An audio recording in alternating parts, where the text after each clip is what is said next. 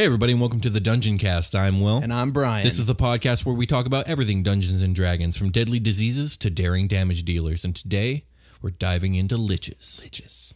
Well, Brian, it's been a while. It has, well, not for them. Not for the viewers. Not for That's you true. guys. For the viewers, it was like, that was last Monday. Yeah. But for us, it was like, man, it's been a while. I had a baby. Yes, well, not Brian. me. That would have been really hard for me to do. That would have been impressive. My wife had a baby, so we recorded a bunch of episodes ahead of time. We took a little break, and I am just protecting the hell out of my kid because you know the dangers. Protect your that infants lie. if you play 5e. Yep, absolutely. Fucking hags. So it's, as a matter of fact, it's been so long that I think the last time we recorded, I was on a really bad Game of Thrones trip. I was just like, Game of Thrones was my life. Since then, I've managed to move on, digest all of H.P. Lovecraft's work, and now that I've run out of that, postseason baseball has taken over my life. Yeah, it's been real good. It's been great for LA sports. Oh yeah. But we're not here to talk about that. Nope, we're here to talk about Liches. how to become an undead sorcerer of immortality. So, Liches, what do you know about Liches? I know that they're full of madness and magic. Yes.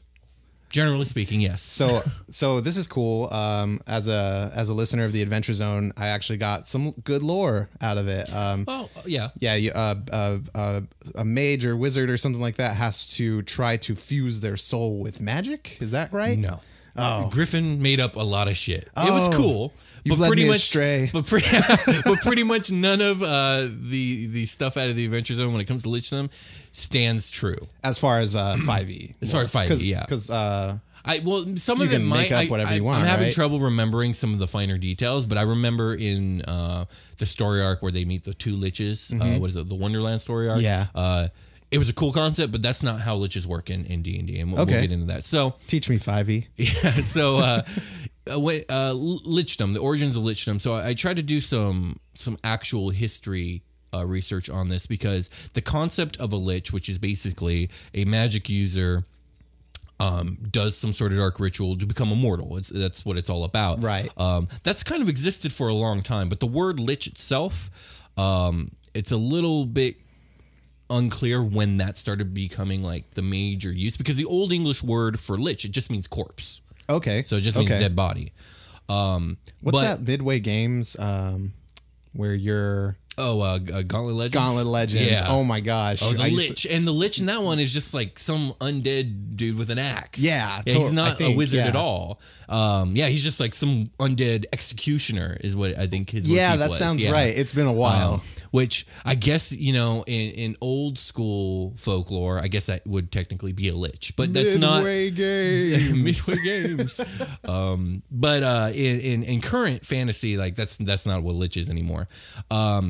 So Gygax apparently took his inspiration from a short story called The Sword of the Sorcerer by Gardner Fox. But there have been other writers around the same time, even before this guy, that have had liches. Lovecraft had liches, and I should know, I just went through all his work. Robert E. Howard, who of course was inspired by Lovecraft, he wrote all the Conan books. Okay, he has cool. liches, a lot of dark sorcerers of Nice. immortality and stuff like that. So some good people rooted in fantasy. Yeah, this is a well-cemented concept in fantasy and fiction in general. And that being said, these guys make classic BBEGs. Like, these are your big bad evil guys. Right. It's hard to miss with these guys. It's hard to fail. I feel like liches are a super compelling villain because they must have a crazy story. Because you don't just go out one day and decide you're going to be a lich. Like, that's a tale. And then for why? Because there's always going to be a reason. For why, indeed. Well, yeah. I mean, it could be a real basic reason, like, oh, well, I just never want to die. Because in my game, I was like, oh, like a lich, that's awesome. Let me throw this at you guys. I was like, oh, fuck no, I'm not throwing this at you guys. Oh, yeah, they're powerful. Far too early. I think that liches are the most powerful thing we've talked about on this podcast outside of ancient dragons. I see. Okay. And they're basically on the same level. I'm sure a lich is probably a little bit under there. I mean, honestly, in actual D&D novels, liches enslave dragons sometimes. Like, they're on that level of power. Magic they're definitely gets to do cool stuff. Yeah, yes, definitely. And liches usually are your final boss. Yeah, like, definitely. It's very rare that a lich isn't your final boss and high level stuff. From what I understand, you might have to pop off against this lich several times if you're uneducated about how to defeat one. Oh, yeah, because liches are way hard to kill, super hard to kill, way harder to kill than even vampires, which we talked a lot lot about how they're hard to Vampires. kill. Vampires and their dampier counterparts. So real quick overview of a lich. A lich is usually a magic wizard, usually a wizard. Because wizards are all about like the research and the knowledge, and like coming about that book learning, that book learning, and coming about the information that you need for Lichdom. Like that takes a lot of intelligence.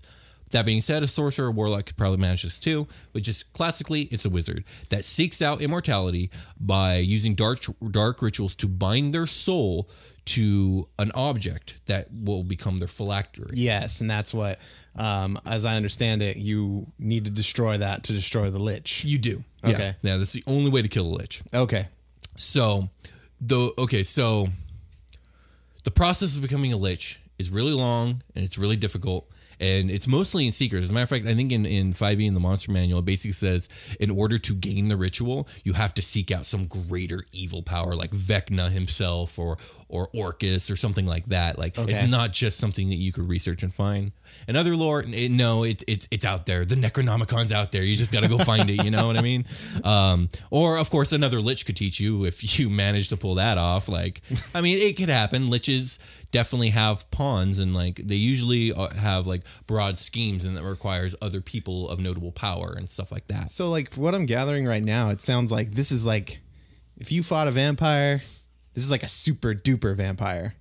Yeah, it's way like above a vampire. Yeah, but it sounds like the same thing. Like you, very similar. Like the phylactery is like the burial ground. True.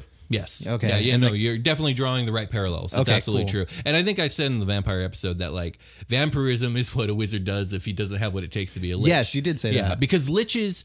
Okay, so they don't spell out the ritual really in 5e, but I've seen it spelled out in some other like non-official fictions, and I've seen it talked about in like D&D novels, and it's something that will fucking kill you if you get even one step slightly wrong, or if you're lucky you'll just be permanently disfigured and die an early death. Okay.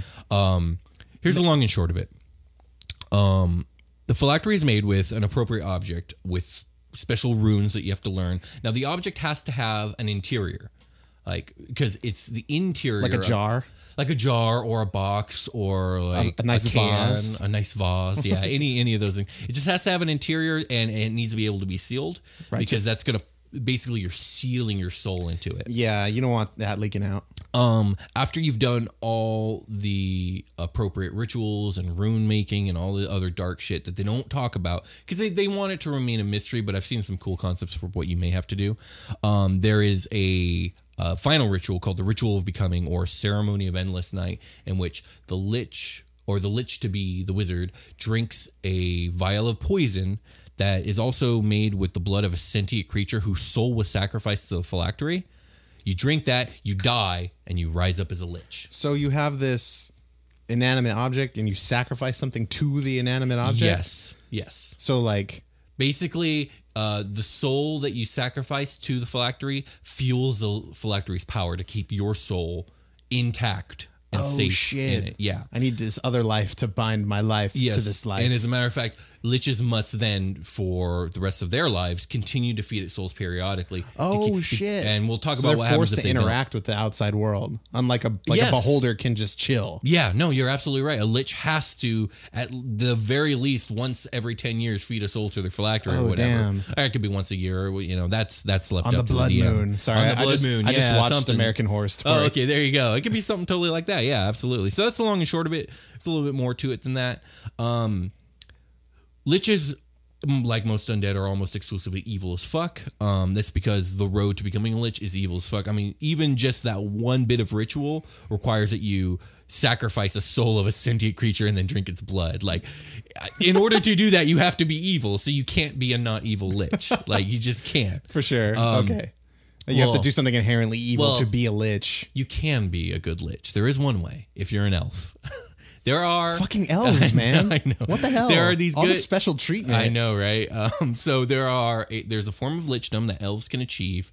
They're called Baelnorn. They're not called liches, and which That's they are ringing a good. bell. Though what? That's ringing a bell to me. I don't know Is why. it? Yeah. Okay. I never heard of this. I mean, I a couple years ago I heard of this. Before D&D, I never heard anything like this.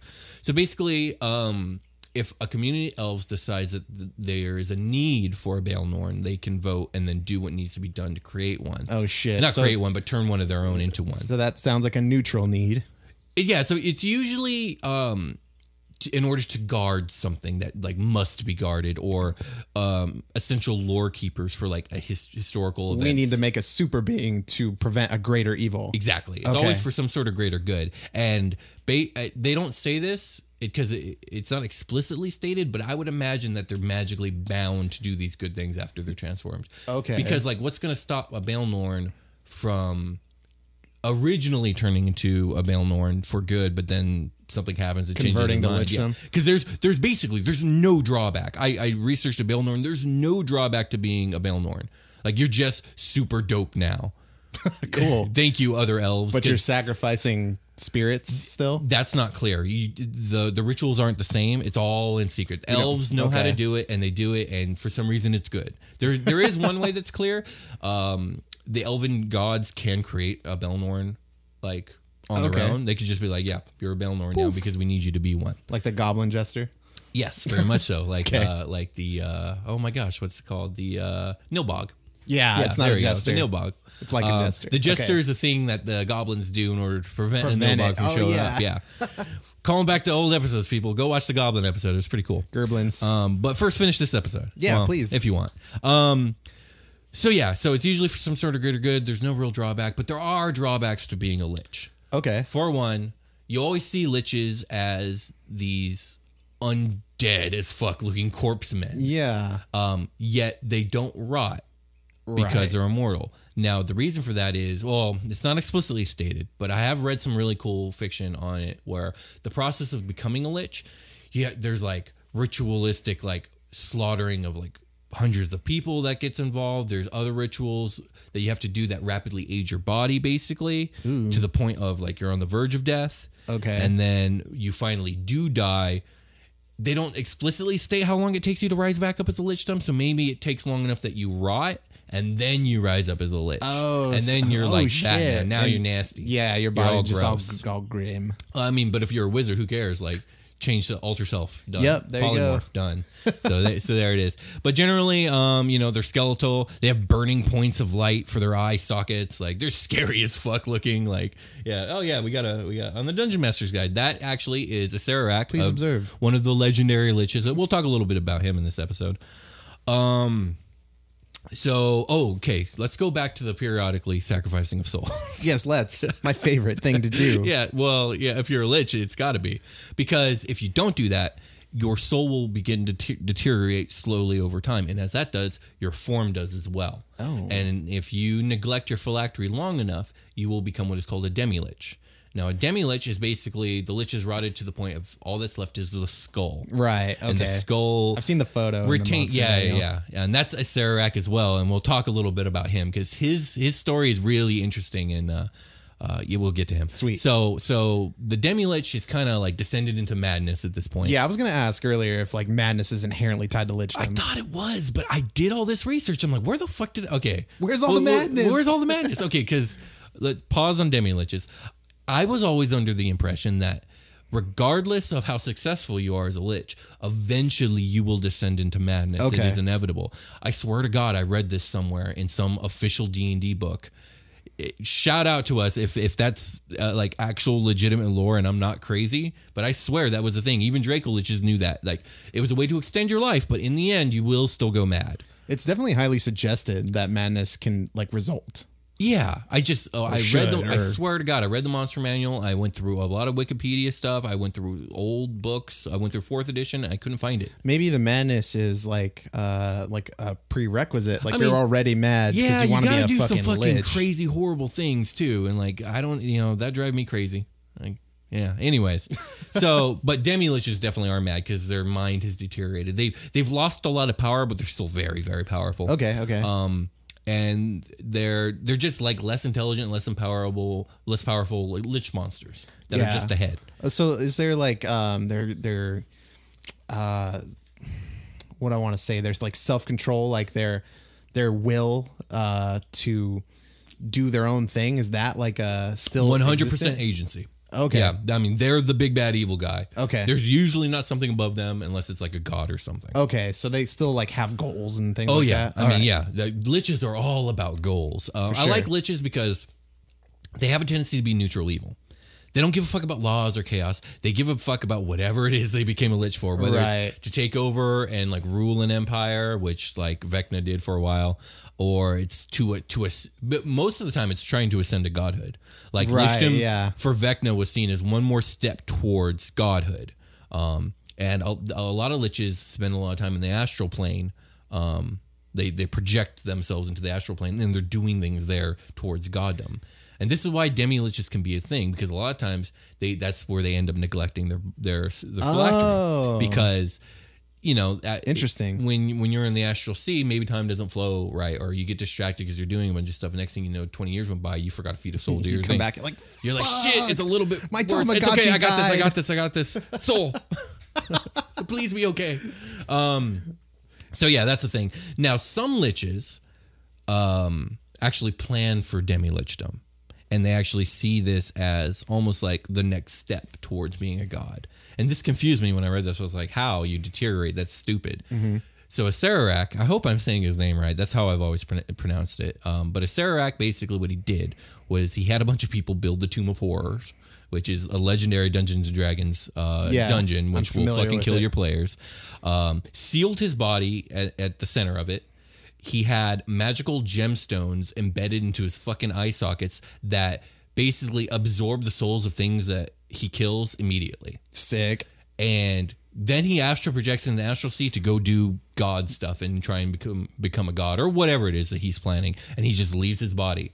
And he knows it's going to deteriorate to be a Demi-Lich, but as long as it's a Demi-Lich, he'll never die in the astral sea, and he'll be busy doing other things. The body's doing its own thing now. Yeah, he's moved on. He basically designed it to feed itself too, because when people come into the Tomb of Horrors, a Sararak kills them, souls go into the eye gems, everything's cool. Right. So he has this like as long as he can coax people into going into the tomb, he's good. This dude is fucking crazy, but this is really cool. So yeah, Sararak. There's a reason that he's a classic lich. He's a classic Demi-Lich. Like he's a classic bad guy. He's really cool. So your soul gets like turned into energy. Basically, that's kind of what it comes down to. So there's no chance to rest? No, you get destroyed. You die. You're just like burning for fuel? Yeah. Well, okay. Well, are you talking about the souls that get absorbed or the Lich's soul? No, the souls that get absorbed. Yeah, they're gone. They're destroyed. It's a horrible fate. Yeah. There is no afterlife for you anymore. Yeah. Liches are evil, dude. They're really fucking evil. So he just robs you of your eternal rest. Yeah, absolutely. Let's in the spirit of those people, let's ourselves take a rest. Let's do it. Let's do it.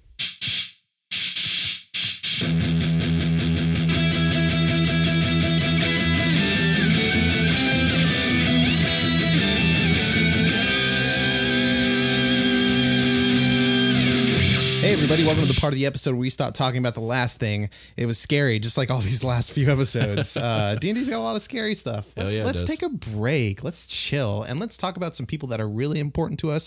First and foremost, you're all very important to us. But there's some people in our Patreon that we've been neglecting. Yeah, and we owe you yes. some shout now. Hell yeah, so we do. Let's do this thing. Will, do you want to lead us off? Sure. How are we doing this? We're gonna we're shouting out our patrons on Patreon because that is actually our lowest reward is if you support us on Patreon, you get a shout out on the show. So this episode has been brought to you by Kit Battlebeard. Thank you, Kit. By Jack. Thanks, Jack. By Barden Plays. Thank you, Barden Plays. By Daniel Gonzalez. Thank you, Daniel. You can take it from here. Right? And next we have Michael. Thank you, Michael. We have Jesse Hamby. Thank you. David Lizzerbram. I think that's Lizzerbram. I'm so sorry. Lizzerbram or Lizzerbram. It's one of the two. Yes. Thank you, David. Thank you, Rick Sharp. Thank you, Christopher Schroeder. Thank you, Jack Andrew Lopu. It's Lopu. Lopu. I'm so sorry. And thank you, though, Jack. And thank you, Bob the Scroll. That's a cool name. And lastly, thank you, Donna McDonald. Thanks, Mom. Thanks for patronizing me. You're awesome. Yeah. So yeah, we just want to shout out to you guys. Thank you guys so much. It means so much that you guys are actually, supporting us. Like it really helps us out a lot. And you guys are just so awesome. Yeah. it means a lot that you're willing to pitch in to help us do what we're here to do. Yeah. And we met our first Patreon goal with your guys' help. So that means a lot.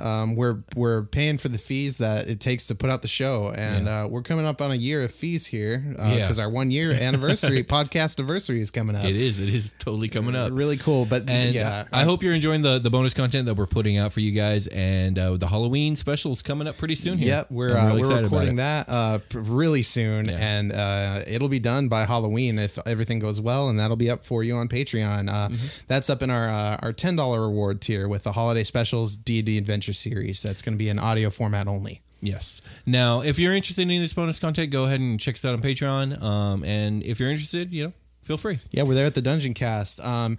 I do think we are going to shift our tiers systems around a little bit. We're going to add stuff to the higher tiers. Yes. Give you guys a little bit more content. We're gonna work it around and make it just much more appetizing. Exactly. Basically, we're just going to be dumping in. There's not as much on there as we are planning to put on there in the upcoming months. We have more stuff coming. Oh definitely. Man, we're going to just start dumping content in there, and it's all like, man. Thanks also to everybody that watched the Vault Raiders. That was so much fun. Yeah, and it was a lot of fun. We got a great response from just the one that we put out on the feed. But if you want to finish the rest of that adventure, please go on to Patreon. It's in the $5 tier, and it's a good time. It's a really good time. What else do we got, Will? I mean, we just got our regular. If you want to help us out and you can't really support us on Patreon, all you got to do is spread the word of the show. That's all we ask. This show will always be free, and we will, till the end of time, as far as I'm concerned, be doing this show. Yeah. So don't worry, we're not going to put up some sort of paywall. We're doing the Dungeoncast for free forever. Yeah, we love you. We love all our listeners. So we love doing this show, and we're just going to keep on doing it. So absolutely. Thanks a lot, guys, for listening.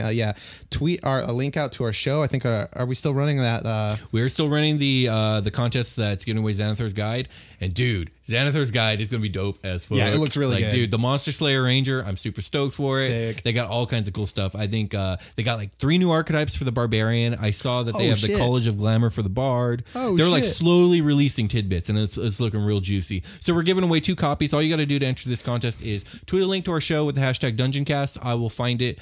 I will add you to the list. The list is getting long, but we're giving away 2 copies. Your chances are still pretty good. And we'll be announcing the winners on the day of release, which I think is November 21st. So excellent. When this airs next Monday, you guys will have 4-ish weeks. Cool. So yeah, other than that, you can find us at SoundCloud.com/TheDungeonCast. Yeah, you can search for us on YouTube. Shout out to Josh Freeland, who you used to not be able to find us if you searched The Dungeoncast, only if you searched Dungeoncast. Right. But I think Josh Freeland went out there and shouted up YouTube's ass and yo, YouTube. Hey, The Dungeoncast is the thing. Yeah. So find us at The Dungeoncast on Twitter, or if you want to send us a little personal message on our Gmail account, that's thedungeoncast@gmail.com. And pretty much that's everything you got. You can get us on any podcast app, on iTunes. You can leave us an iTunes review also to get entered. That's another. No, I didn't say that. There's a second way to enter the contest. If you leave us an iTunes review, I will also enter your iTunes name onto the list, and you can actually enter twice that way. If you do the Twitter and the iTunes, there'll be 2 entries to win the Xanathar's Guide. Yeah, leave us a review. It really helps traction for the show. It really helps us get some attention from iTunes, which is hard to do. But we really appreciate all you guys. Yeah. Thanks for coming in. Thanks to all our new people. There are a ton of new people listening to the show. Thank you guys so much. We're hoping you're sticking around. And thanks to everybody that's been with us from the beginning and everybody in between too. Really just everyone who hears my voice. Thank goodness for you. That being said, I think the short rest is turning to a long rest. So yeah. Let's get back to the show. All my spell slots. Okay. All right. See you on the other side. Let's go back to the show.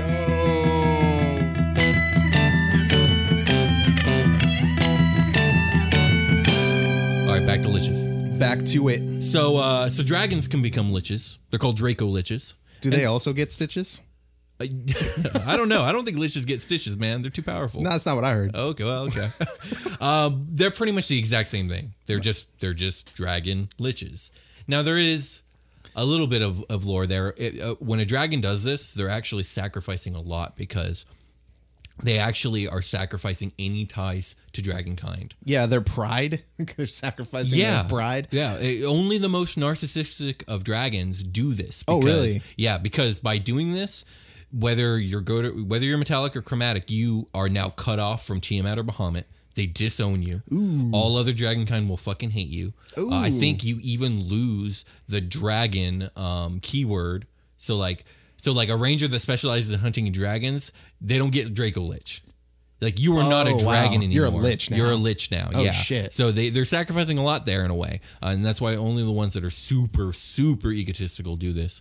The only Draco Lich that I know by name would be Gravestorm, who's a blue dragon that turned into Draco Lich. I actually don't know much about him. I just happen to own the excuse me, the Castle Ravenloft board game in which I have a dope ass Gravestorm mini. Oh, and sick. He's just part of the adventures in that. So I don't know much about him, but he looks really cool.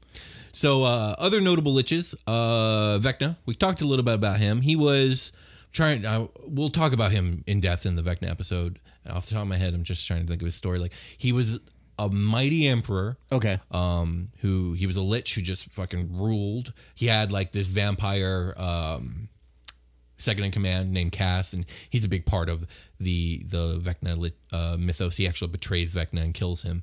But from emperor, he becomes a demigod, and then eventually becomes a lesser god. He actually at some point becomes a greater god, but then gets knocked back down to lesser god. Ouch. And he's just at this point, although he is a lich, he is a god of necromancy. Okay. And of secrets and of magic and stuff like that. It's tough climbing that ladder. Corporate ladder at D&D is a tall one. Indeed it is. And he's a pretty classic bad guy. I think he was voted like one of the top 10 bad guys in D&D or something like that at some point. You know how lists are. They always change. Yeah. Other liches of note in fiction, the only one I can think of off the top of my head is Voldemort. Yeah, he's technically kind of a lich. He's a really shitty lich. Like he's not very good. Like I mean, it's cool. He separated his soul into 7 parts or whatever.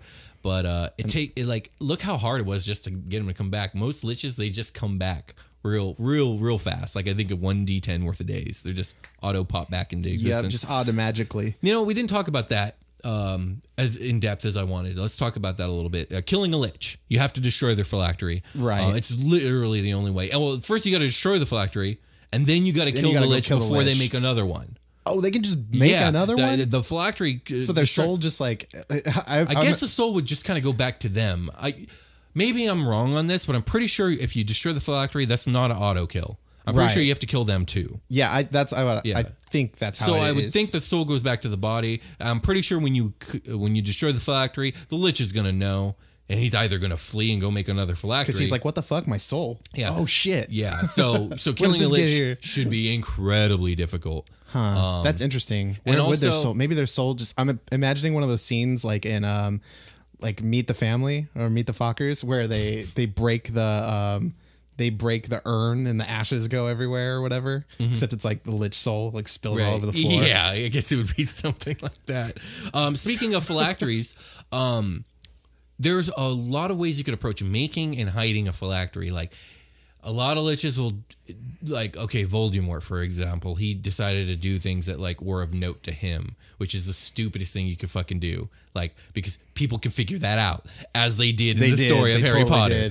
Like, a smart lich chooses like the most mundane, boring, unnoticeable object there is, turns that into the phylactery, and then hides it in the most mundane, unnotable, yet still safe place that they can. Now, examples of this aren't coming to my head right now, but that's mostly because I'm tired as hell. And, oh, man, I would put that bad boy at like the bottom of a lake or like an ocean. Yeah, but even then you gotta make sure that the water doesn't deteriorate it or fish doesn't eat it or something. I'd be making a sick phylactery, my bro. Okay, I'd be making the sickest phylactery. And some liches hide their shit in plain sight. That's pretty good. Which is it can be a smart way to do it, but that's also a gamble. Like hiding from the police. There you go. Yeah, sure. Just go to the mall. That. So yeah, when you're using a lich in your world against your players, like this is important stuff you should be considering when it comes My to... phylactery is a fucking mannequin, and I put it in front of the storefront of the Gap. There you go. No one would know. Nope. No one would guess. And until like some crazed mannequin thief rolls into town, next thing you know, it's gone. Mannequin thieves. Okay, so I think everything. I know. So okay, that's phylacteries. I think you get the point on that. Let's actually talk about what a lich can do and how powerful they really are, because they're very powerful. They're legitimately scary. I know in D&D we talk about action economy and how like one creature versus a bunch tends to be super unbalanced. With liches, they really try and circumvent that, although I still wouldn't put a lich by himself just because I wouldn't put anything by themselves against a party because 5-on-1 is just unfair no matter which way you slice it. Yeah. That being said, legendary actions. If it has stats, it can be killed, or at least it can kill you. So it has highest fuckability scores, much like the vampire. Like everything but strength is like an 18. It resists cold, necrotic, and lightning. It's immune to poison and all non-magical weapons. Immune, not resistant. Meaning, if you hit it with a sword that isn't magical, it does nothing. It's basically like you don't have a sword. Yeah. You might as well be just staring at it. It's immune to not all, but pretty much most conditions. It can't be frightened. It can't be charmed. Most things it can't be. So it has true sight within 120 feet, so it can't be blinded. Invisibility doesn't fucking work. So what you're saying is your bard can't seduce it? Your bard cannot seduce the Lich. There's no way, no how. Okay. It has legendary resistance, which means 3 times a day it can just choose to save off whatever the fuck you did to it. Hell yeah. 3 times. 3 times a day. So don't fight that thing, close to midnight. Yeah, or wait till after midnight to start popping your stuff. Right. There you go. Because then it gets 6, also, basically. and we talked about this already, without the destruction of the phylactery, it can't die. I think the most effective way to kill Lich is to defeat the Lich itself and knowing where its phylactery is already and then going and destroying the phylactery. Because if you destroy the phylactery first, you're going to tip off the Lich. Like, oh shit, I'm in danger.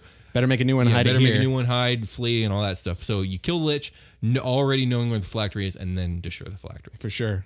That's just how I would do it. So as we know, the Lich is an incredibly powerful spellcaster. Well, guess what? It doesn't even need to fucking do spells to kill the fuck out of you because it has a paralyzing touch that is 3d6 cold damage plus a con save of 18 DC to not be paralyzed. Fuck. So 3d6 cold damage and you're paralyzed unless you succeed on DC 18. That is high as fuck.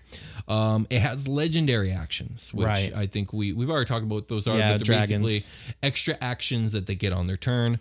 They're like results of their environment, right? Like their lair. No, we'll get to those later. Aren't dragons just like that? Dragons get lair actions and legendary actions. Oh, so do liches. Oh, yeah.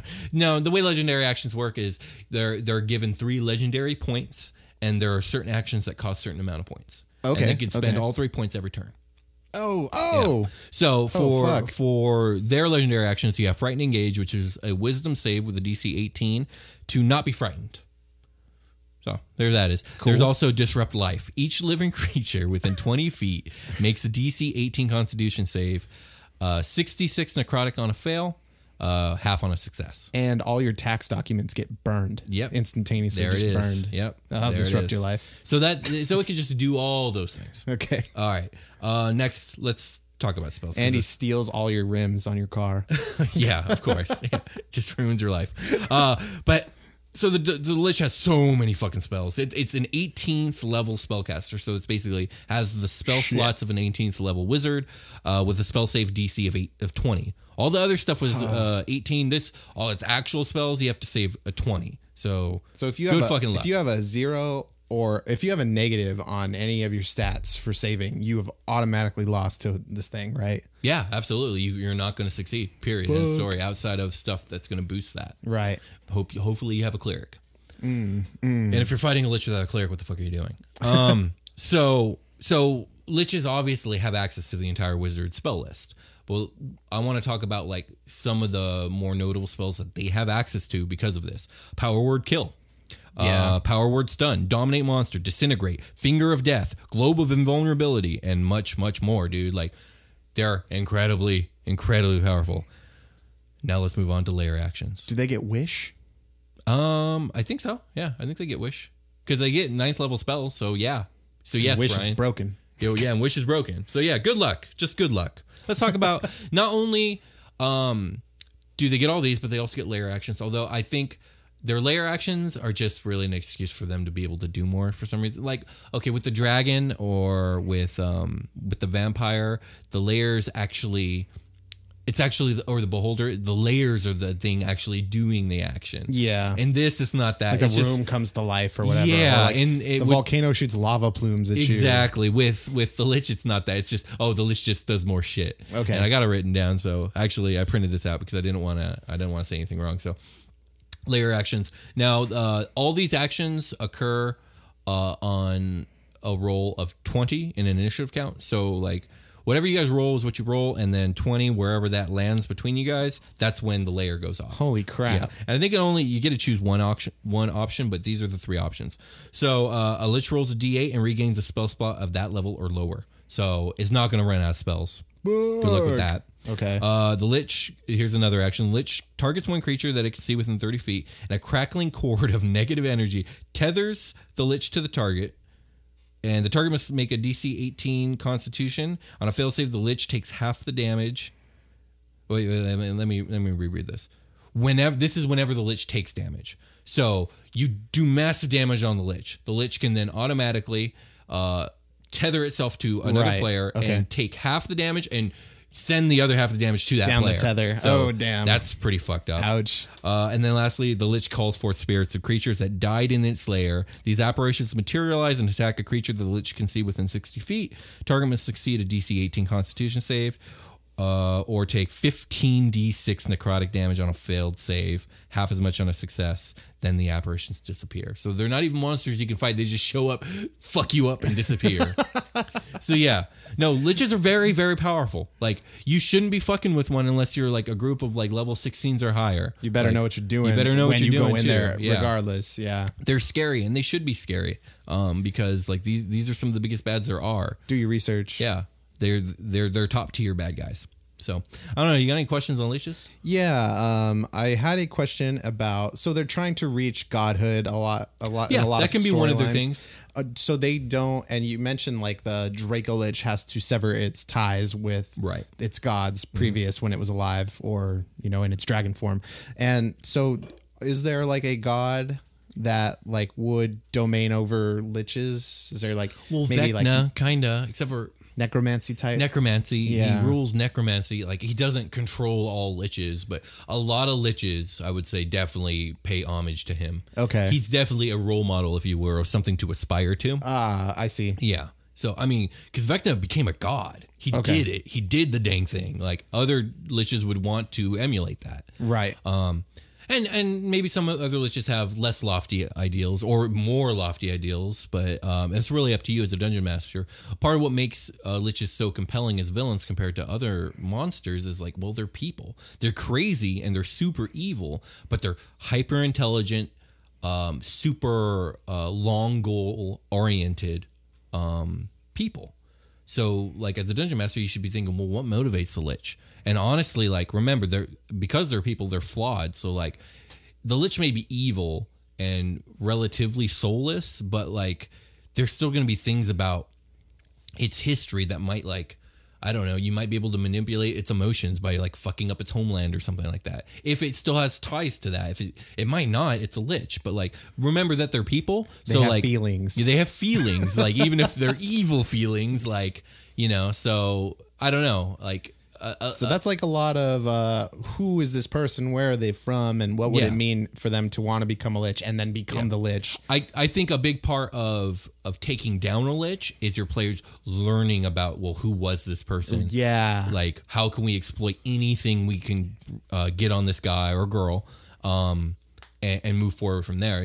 Like, maybe taking down a Lich takes a lot of research. So you need to have a lot of meaty lore on your guy. Maybe they value like a location, and you can like threaten to burn that shit down, or maybe they have family ties down their lineage, and maybe they're dumb like Voldemort. And you can figure out what their phylactery is because of like their history or whatever. Yeah, exactly. Voldemort's a real asshole. Yeah, he sucks. Yeah, it's an old man and like a 17-year-old, like, and all their friends just took you down. Yeah, pretty much. And now he does. Don't breathe that in. I imagine there's a lot of things in D&D you don't want to breathe in. No, Lich souls, gaseous forms of vampires. Yeah, don't do that. Yeah, none of that stuff. Any other questions on Liches, Brian? No, that pretty much like. All right. Yeah, I think we covered the topic. Oh, can you knock a Lich prone? Probably. I don't know. I'd have to open the monster manual. Because I don't see Lichdom making it so you can't be knocked down. So I can't be knocked over. Like, do they? They don't float. They're like. I mean, they have speeds. levitate the spell. Okay. Yeah. I mean, I imagine a Lich doesn't do a lot of walking. If you're prone and you cast levitate, you can just not be prone, right? I don't know. Probably not. If you're floating in there, I don't think you can be. I mean, if you're knocked on your side, that is disorienting. So maybe that is considered. And you just float up on your side. Maybe like that's like the law of physics. Like when you're in space, you would need to push off or throw something to like move your trajectory. Well, like that's pretty much how levitate works. Except for like once around, the person casting it can actively move the thing, even if it's themselves. Although, can you levitate yourselves in there? There might be a rule against that. Rotation, levitating yourself. Well, anyways, all right. That'll be on our episode about the spell levitate. That'll be like our actual fantasy physics episode. Yeah. So with that being said, I think we're done on Liches. Yeah. All right. So let's call it a game. We'll talk to you guys later. Bye.